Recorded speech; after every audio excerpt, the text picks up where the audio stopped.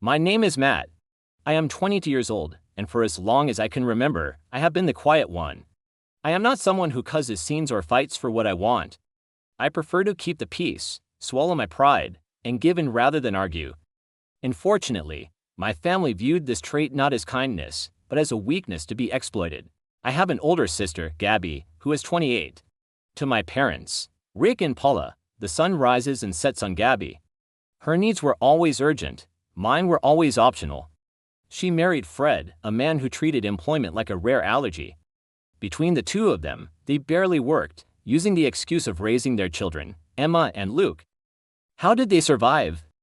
They leached off my maternal grandfather, Arthur. Grandpa Arthur is 74, a widower, and a retired businessman with a spine of steel. He lives 3 hours away and has zero tolerance for laziness. He sent $2,500 a month to support Gabby's family, yet they always cried poverty. I, on the other hand, worked as an administrative assistant earning $1,800 a month. It wasn't much, but I saved, paid my share of the rent, and never asked for a dime. Grandpa always told me, Matt, you're the only one with a head on your shoulders and humility in your heart. I didn't try to be his favorite, I just tried to be a decent human being. The turning point of my life happened 3 months ago, on my 22nd birthday. Grandpa Arthur drove down to see us. We were all crammed into the tiny two-bedroom apartment where 7 of us lived: my parents, Gabby's entire family, and me. It was a pressure cooker of noise and lack of space. Grandpa walked in with a beaming smile and a large envelope. "Happy birthday, Matt," he said, handing it to me. "Open it." Inside were keys and a deed. "It's a house," Grandpa said, his eyes misting over. "A 3-bedroom home in the Pineview neighborhood. Furnished, modern, and paid for. It is yours, son. You deserve a start in life." I was paralyzed. I looked at the papers, then at my family. My parents looked stunned. Gabby looked like she had swallowed a lemon, and Fred was scowling. "Grandpa, I can't." I stammered. "You can, and you will," he insisted. "You never ask for anything. You work hard. This is my way of saying I'm proud of you." The next day, he took me to see it. It was perfect. A garden, a modern kitchen, silence. For the first time, I saw a future where I wasn't suffocated. But the moment Grandpa left to return to his city, the ambush began.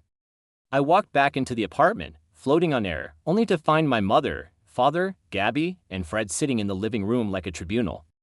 "We need to talk," Mom said, her voice serious. "That house is too big for you. You're single," Dad added. "No kids. Why do you need 3 bedrooms? My children are suffering in this apartment," Gabby whined, putting on her best victim voice. "It's not fair that you have a palace while they are cramped. Don't you want your niece and nephew to be happy?" "Family shares," Mom said firmly. For 3 weeks, it didn't stop. "You're selfish. You don't love your family. You're young. You don't need it." They chipped away at my sanity until, exhausted and desperate for peace, I broke. "Fine," I whispered, feeling my heart sink. "Gabby can have the house." The switch was instant. They hugged me, called me a good brother, and packed their bags. Within days, they moved into my house. "You can stay here in the apartment," Mom told me breezily as she carried the last box out. "It's paid for. You'll finally have space to yourself." I felt hollow, but I thought at least I had a roof over my head. I was wrong. 2 days later, I came home from work and my key didn't turn in the lock. I knocked, but no one answered. I called my mother, no answer. I called my father, voicemail. Gabby had blocked me. Finally, a neighbor told me the truth. My parents had terminated the lease early. They had moved out, and the landlord had already rented the unit to someone else. I stood on the sidewalk with my work backpack and my 15-year-old sedan. I had no deposit money. I had nowhere to go. For 5 months, I lived in my car. I parked down the street from the house my grandfather gave me, the house where my sister was sleeping in a warm bed. I reclined my seat, covered myself with a jacket, and tried to ignore the back pain and the cold. I showered in gas station bathrooms. I ate cheap fast food to save every dollar. I went to work every day pretending everything was fine because the shame was too heavy to share.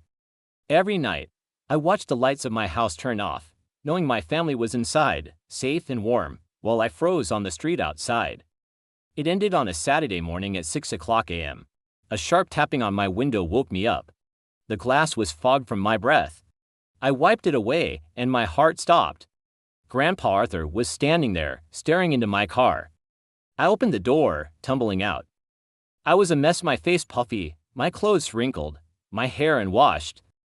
Grandpa looked at the blankets in the back seat, the clothes hanging from the handles, the fast food trash on the floor.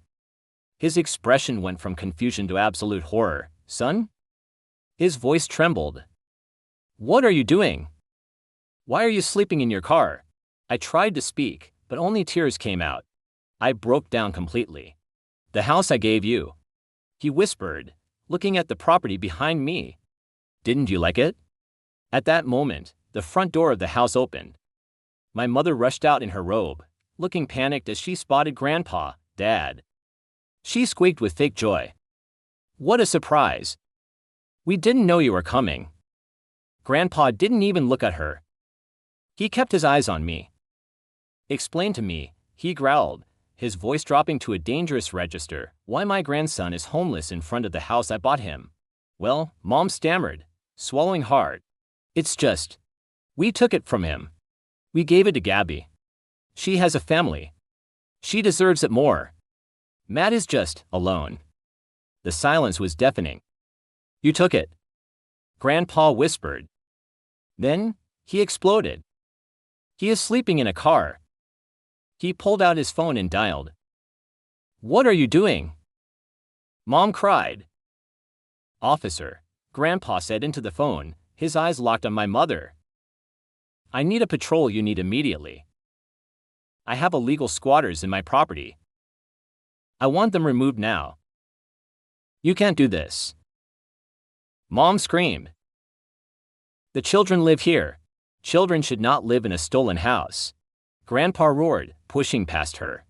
He stormed into the house. "Everyone out. Get out of this house right now." Chaos ensued. Gabby was screaming, Fred was stammering excuses, the kids were crying. Grandpa was a hurricane of righteous fury. "You stole from your brother. You left him to rot in the street. It was a misunderstanding." My father tried to say. "A misunderstanding?" Grandpa turned on him. "Look at him. Look at your son. He is unwashed and starving while you live in luxury." The police arrived 10 minutes later. Grandpa showed the deed my name, his name.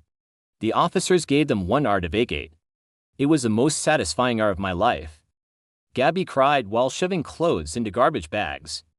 My parents begged.